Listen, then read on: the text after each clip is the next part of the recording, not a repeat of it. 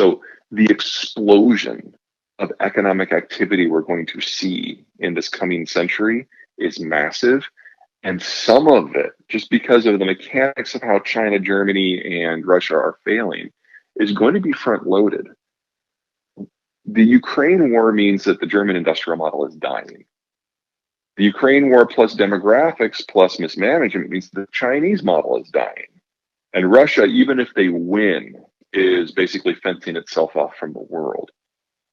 That's a world where the United States is the only power that matters.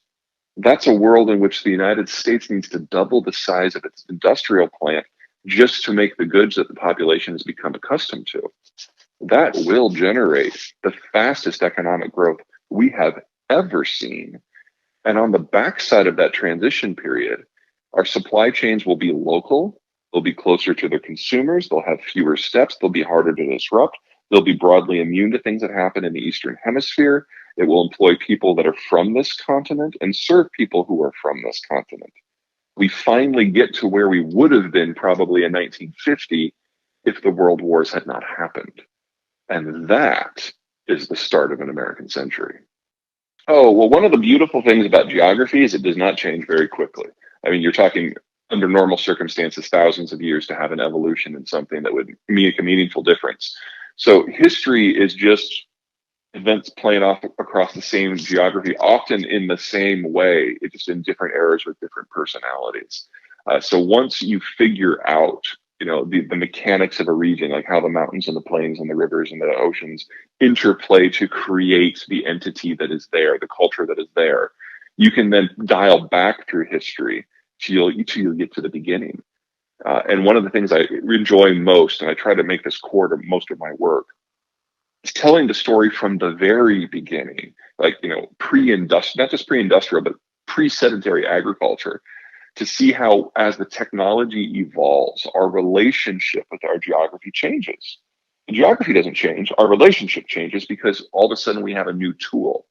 So sedentary agriculture gave rise to certain types of civilizations that then ruled their worlds for not centuries, but millennia. But in time, that gave way to advances in metals, which shifted the geographies that were successful somewhere else. Industrialization and deep water navigation did the same things.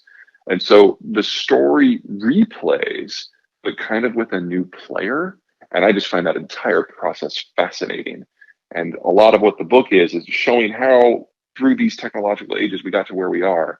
Globalization made a dramatic transformation, and deglobalization puts us back in a world where the interplay with technology and geography will once again determine much of the human condition.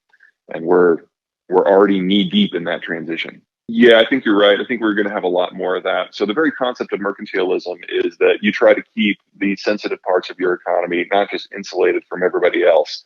You deliberately overproduce and then product dump on captive markets, both to generate the income that you were after, as well as to destroy potential competition in the future. So, for example, in the early industrial age, the Brits had industrialized, the Germans had not. The Germans had the most productive guild manufacturing, but they hadn't industrialized. So the Brits would dump their surplus products, things like textiles, on the German market and basically cause a deflationary collapse within the local economy. I expect we will see a lot of that from the parts of the world that are more successful moving forward. Unfortunately, the last time the United States did this, we called it dollar diplomacy, and it generated a lot of political destruction in China and earned us a lot of angst and anger throughout Latin America that still exists today. I'm hoping we'll be a little bit less of a prick about it this next time, but I can see the Japanese doing the same thing. The French will absolutely do the same thing. The UN was the UN was useful in two ways. Number one, there's a lot of minutia that needed to be taken care of in order to manage the globalized system, things like mail and international standards. And for that, the UN was actually pretty good. Second, it kept great power competition. It kept the players talking. And in a bipolar world between the Soviets and the Americans, it was useful to force certain conversations into the open. So we need sort of a concert of powers negotiating forum. The only one of those we have at the moment is the G7, and those are countries that for most topics are broadly on the same side. We are not going to get a functional successor until the world has settled a little bit. So you're talking about at least 10 years from now when we can see who's going to be around when the dust settles, when the Germans and the Chinese and the Russians are no longer available to play those kinds of roles. I have a difficult time imagining what that sort of structure would look like, because everything else is going to be defined by the relationship with the United States. And the United States probably is not going to see a huge benefit for building an institution that would be expressly designed to limit American options. It would be easier for us to just handle everything within our own institutions and bilateral talks. And I think that most of the countries that are going to partner with us, Australia, Japan, Mexico, and the United Kingdom at the top of the list, are going to see things more or less the same way. They have privileged access to Washington. They don't see the need to share that. At the risk of like freaking out Americans, there are a number of cultures where bugs are just part of the diet, and some of them are industrialized. Mm-hmm. Like the Koreans love grasshoppers. I've had them. I can't say that I enjoyed the experience. But I think we've all traveled enough to have food that kind of scratches the itch, or food that absolutely does not scratch the itch. Bug production is just animal protein by another name, and I would argue it's not any more environmentally friendly than most of our animal protein production. So I think, because I have not spent a lot of time thinking about bugs, that the argument is that because it uses a different input stream, that if we have a catastrophic failure in some other input stream, then we have a backup protein source. I don't think it's anything more sophisticated than that. And that's logical from my point of view. That doesn't mean I'm going to start eating Korean grasshoppers. This is a conversation that we're all going to be having in a few years. 80% of the world's foodstuffs are produced with imported inputs.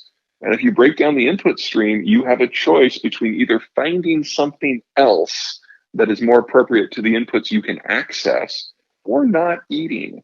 Now, in the United States, we're going to be fine because we're actually the source of not just the single largest chunk of agricultural production in the world, we're the source of a lot of the inputs too. So we are not going to have to wrestle with this overly, but a lot of the rest of the world, this is going to be part of their new normal. You guys, with your historical approach to things, based on a lot of your questions, you might look like my third book, Disunited Nations, because whereas End of the World goes through all the economic sectors and how we shape our world the way we do and where it's taking us, Disunited Nations does that for 11 countries, 6 of which are the ones that we know are going to be the global leaders, but really aren't, and 5 of which are the ones that are going to rise to the top. And just like with End of the World, it starts at the very beginning. Well, in its defense, it was designed for that. It was designed to be a talk shop where no one got along, to encourage them to argue so that they don't argue on the battlefield. And in that, it has been moderately successful.